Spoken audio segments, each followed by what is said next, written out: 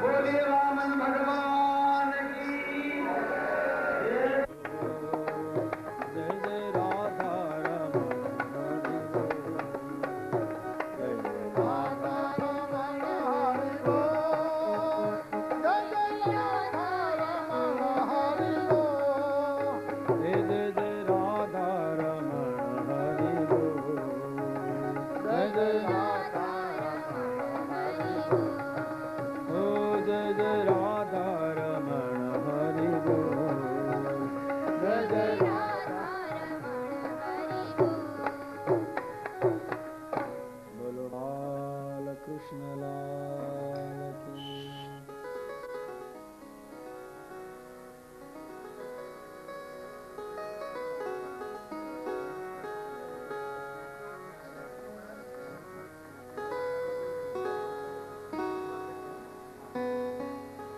સુખદેવજી વર્ણન કરતા કહે છે, હે રાજન,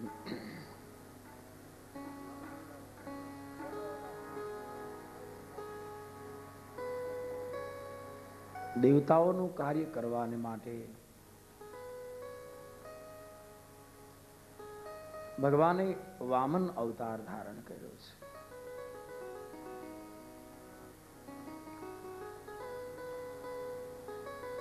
બટુક રૂપ ધારણ કર્યું છે.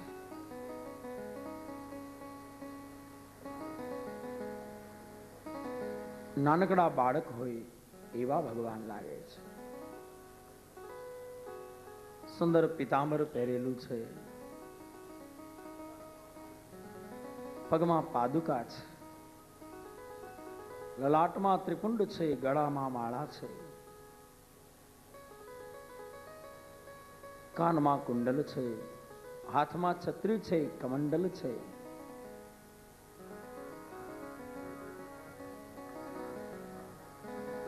આવા ભગવાન દેવોનું કાર્ય કરવા માટે બલિના યજ્ઞમાં પધાર્યા છે. બલિ રાજા સ્વાગત કરે છે. બલિરુવાચ સ્વાગતમ તે નમસ્તુભ્યં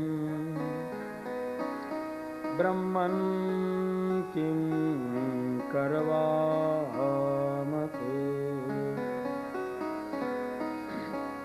બ્રહ્મર્ષિણામ તપઃ સાક્ષામ મન્યે ત્વાર્ય વપુધરમ અદ્ય નઃ પિતર સ્તૃપ્તા અદ્ય નઃ પાવિતં કુલમ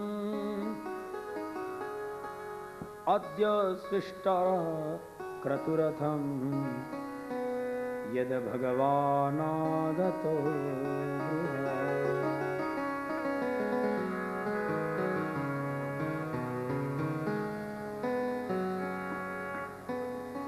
ભગવાનને પધારેલા જોઈ બલિરાજાએ સ્વાગત કર્યું છે.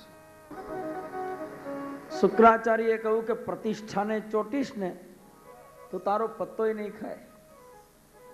તો એમ માને છે 3 પગલા પૃથ્વીની અંદર આ પૃથ્વી લેશે.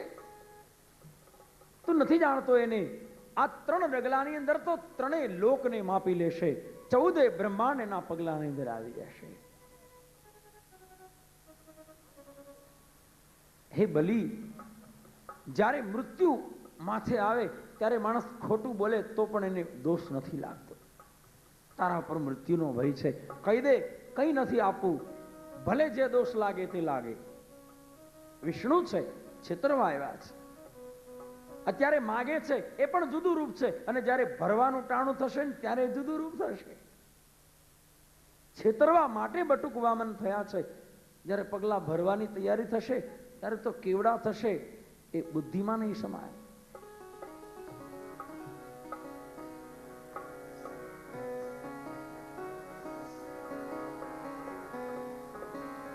બલિ કહે છે, પણ મહારાજ, મેં વચન આપ્યું છે.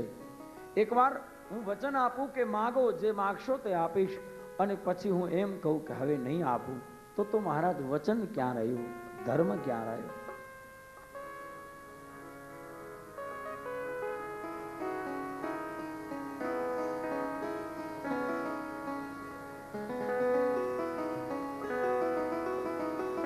શુક્રાચાર્ય કહ્યું, તો ભલે જા માગ, આપ, મને શું વાંધો છે, હું તો તારા ભલા માટે કહેતો હતો. શુક્રાચાર્ય રીસાયા છે. આ બાજુ ભગવાન પાસે બલિરાજા આવ્યા છે.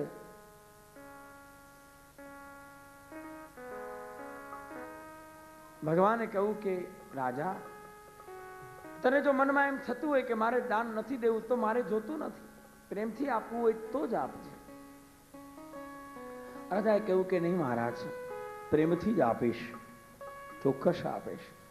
ભગવાને કહ્યું કે જો આપવાનો સંકલ્પ દ્રઢ હોય તો લે હાથમાં પાણી, કર સંકલ્પ. ભગવાને જળ આપ્યું, સંકલ્પ કરાયો, 3 ડગલા પૃથ્વી હું આ ભૂદેવને દાનમાં આપીશ. સંકલ્પ પૂર્ણ થયો. ભગવાન કહે છે ધન્ય છે રાજા, હવે હું 3 ડગલા માપું છું, તે આપ્યું છે ને હું લઉં છું. અને એ જ વખતે ભગવાન ધીરે ધીરે પોતાનું રૂપ વિરાટ કરવા લાગ્યા છે.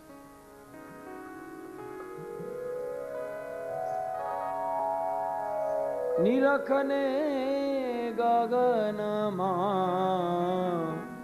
કોણ જોઈ રહ્યું, નિરખને ગગનમાં કોણ જોઈ રહ્યું, એ જ હું તે જ હું શબ્દ બોલે, નિરખને ગગનમાં કોણ જોમી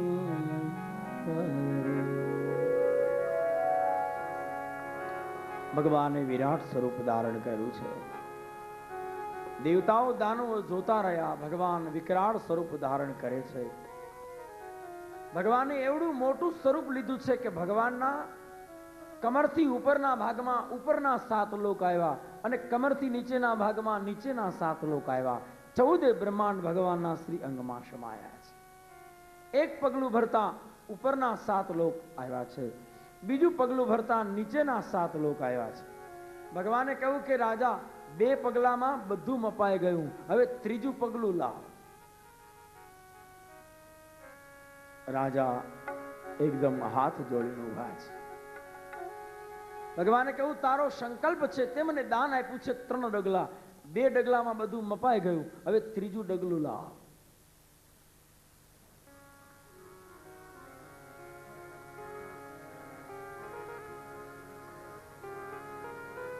શુક્રાચાર્યએ કહ્યું બલિ રાજાને કે જા દેવાદાન, મેં તને કહ્યું હતું આ વિષ્ણુ છે, છેતરવા આવ્યા છે. નિરખને ગગનમાં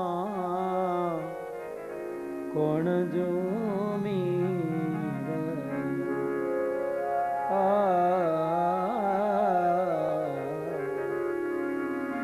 તેજ હું તેજ હું શબ્દ બોલે, નિરખને ગગનમાં કોણ જોમી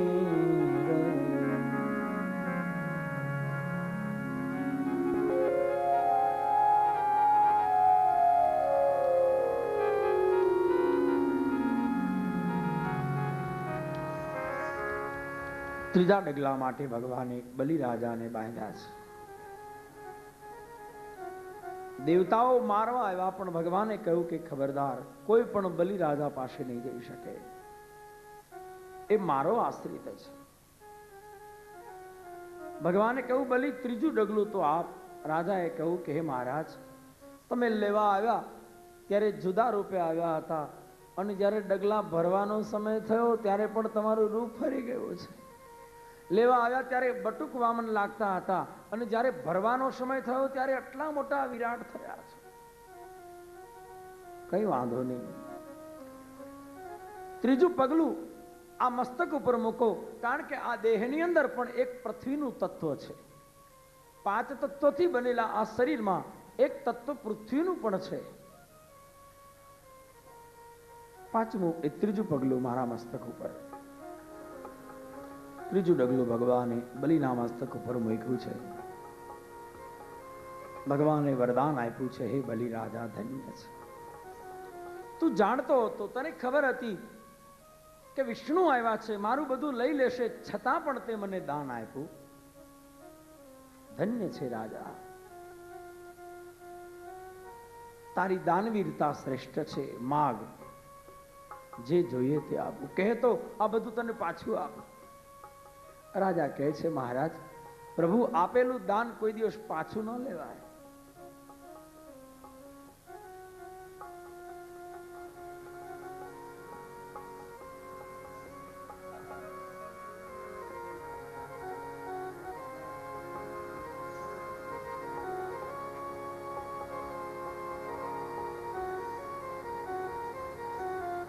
અને વિશેષ કોઈ મારે માગવાની આપની પાસે ઈચ્છા નથી.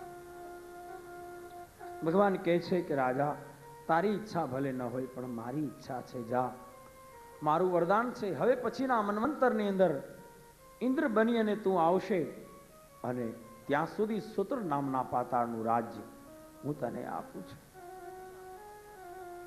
આમ ભગવાને સૂત્ર નામના પાતાળનું રાજ્ય આપ્યું છે. એક કથા એવી આવે છે કે બલિરાજાને ભગવાને કહ્યું કે વિશેષ કઈ ઈચ્છા હોય તો કહે. બલિરાજાએ કહ્યું કે પ્રભુ, મારી પાસે બધું હતું, 14 લોકનો હું સ્વામી હતો, પણ મારી પાસે એક જ નહોતું. બધું હતું પણ એક નહોતું, તો બધું જતું રહ્યું. મને સમજાય છે જે નહોતું એ હવેથી હવે મારે બીજું કંઈ જોતું નથી, એ જ જોઈએ છે. શું જોઈએ છે? બલિરાજાએ કહ્યું કે મહારાજ, મારી પાસે બધું હતું પણ તમે નહોતા, ભગવાન નહોતા, એટલે બધું જતું રહ્યું. જો આપ આપવા ઈચ્છતા હોય તો હે નારાયણ, મારા સૂત્ર નામના પાતાળની અંદર આપ મારા ચોકીદાર બની, મારા પહેરેદાર બની અને મારા રાજ્યમાં પધારો. ભગવાન એના લોકમાં પધારે છે, બંધનમાં બંધાયા છે. પછી તો કથા એવી આવે છે કે ભગવાન એના પહેરાવાળા થયા. લક્ષ્મીજીએ પૂછ્યું છે નારદજીને કે ભગવાન ક્યાં ગયા છે? નારદજીએ કહ્યું કે દેવી, એ તો બંધાઈ ગયા છે, વગર પગારની નોકરીમાં બંધાણા છે, છૂટવાની કોઈ શક્યતા નથી. ગયા હતા બાંધવા માટે, પણ હવે એવા બંધાણા છે કે હવે છૂટે એવી કોઈ શક્યતા નથી. બલિરાજા એને છોડે એમ નથી. હું શું કરું? નારદજીએ કહ્યું કે હવે કોઈ રસ્તો નથી. ભગવાન તો અહીંયા નહીં આવે, તમારે ત્યાં જઈને રહેવું હોય તો વ્યવસ્થા કરી દો. લક્ષ્મીજીએ કહ્યું કે ના, મારે એવું નથી કરવું, હું જરૂર લાવીશ એને. આમ કહી અને લક્ષ્મીજી બલિરાજા પાસે આવે છે. બ્રાહ્મણ સ્ત્રીનું રૂપ ધારણ કરીને આવ્યા છે.